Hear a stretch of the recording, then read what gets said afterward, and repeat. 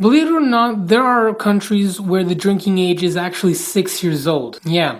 Well, in the developed world, most countries place their legal drinking age at 18, and all of them have different measures of enforcement. Today's topic is that of the United States. In all 50 US states and its incorporated territories, the legal drinking age is 21. What also makes the US unique is the fact that they strictly enforce this policy. You cannot even enter any place that serves alcohol unless you're 21. You are banned from attending events that serve alcohol, and if you are caught being drunk underage, penalties range from hefty fines to juvenile, or in the case of 18 to 20-year-olds, prison time. You may wonder why. Well, alcohol has had a prominent role in the US's history even in colonial times. The average American drank about 13 liters of alcohol each year back in 1770.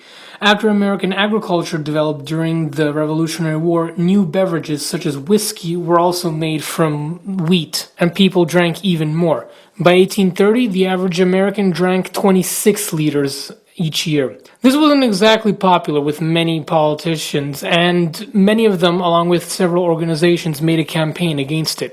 In 1838, Massachusetts passed the first prohibition law, and by 1850, this movement had spread throughout the country. For the next several decades, alcohol was made illegal in all states. However, the prohibition was hard to enforce, and many illegal groups came up and took part in bootlegging, which is selling illegal alcohol. It basically turned into the alcohol version of the drug war, and large movements erupted to show their hatred of the law. It wasn't until 1933 when Congress passed the 18th Amendment, which finally struck down all prohibition laws. Let them drink! At the time, the adult age in the US was 21, and so if you were an adult, you could drink and do all the other rights that adults have. In 1971, the voting age was dropped to 18, however, and not only that, but in many states, the drinking age had also dropped to 18. So you may wonder, why did things change? Well, a lot of studies analyzed the effects of alcohol in car crashes as it was much more prominent at that time. In 1982, 43% of drivers that had fallen victim to fatal car crashes in the US were driving under the influence. Many organizations, such as MAD or Mothers Against Drunk Driving, lobbied to raise the drinking age to 21. And in 1984, the Reagan administration pushed to sign the National Minimum Drinking Age Act, which raised the minimum requirement to 21. There are people who continue to advocate for this decision. One reason is something that we've already mentioned: it's car crashes.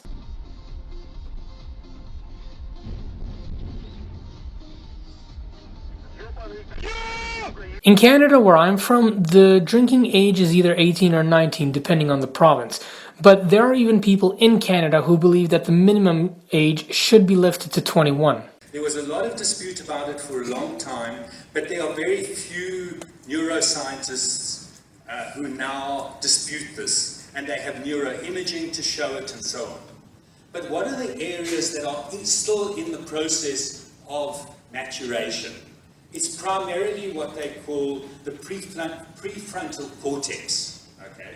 And this is responsible for things like attention, complex planning, decision-making, impulse control, logical thinking, organized thinking, and risk management.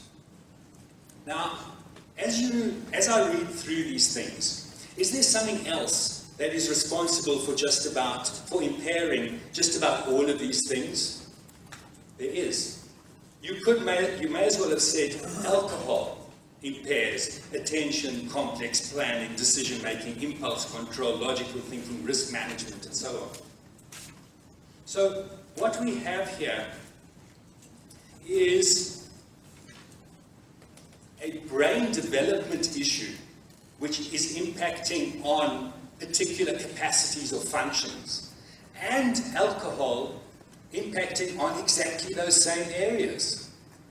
So these capacities, which are critical to decisions around the how much, and the when of alcohol consumption, most of these characteristics mirror the impacts of alcohol consumption, as I've said. So when one puts these on top of each other, it's not surprising that the impact amongst the young people is. This argument is completely absurd, as driving under the influence is illegal at any age. Any person who will consciously choose to drive drunk is obviously going to do so without regard to the law. A person who chooses to drive drunk at 20 will be no different than one who chooses to drive drunk at 50. It's also absurd to say that this law is to protect young people from dying at the hands of car crashes, when a young person at 18 can join the military and die a much more grueling death in war. That just makes no fucking sense. Another argument that supporters of the minimum drinking age state is that it's better for people to start drinking later, as starting to drink at an early age will have a larger toll on younger minds, especially when it comes to their behavior later on in life. Oh, and another thing behind the higher age law, your health. It's no secret that drinking a lot is not great for you. I mean, the hangover the next day is a decent indicator of that. I feel great. I ran 5K this morning. Really? No, I threw up in the shower. But also, drinking at a younger age is associated with a bunch of other health problems, like changes in brain development, long-term brain dysfunction, and alcohol dependence later in life. And Europe, where people can start drinking earlier, has the highest rate of alcohol dependence and harmful use in the world. And they're more likely to have been drunk before the age of 13. Don't drink! Have fun! Now, as someone who actually lives in Europe, I think I am more qualified to answer this. Young people in Europe are actually the ones who have a larger tolerance than those in America. That's because drinking in these countries is seen as a rite of passage. It's where younger people can experience what getting wasted is like and then make wiser decisions later on. They aren't taught to not drink alcohol. They are taught to be more responsible and to drink responsibly. If you just forbid something from teens, they're just going to get more curious about it.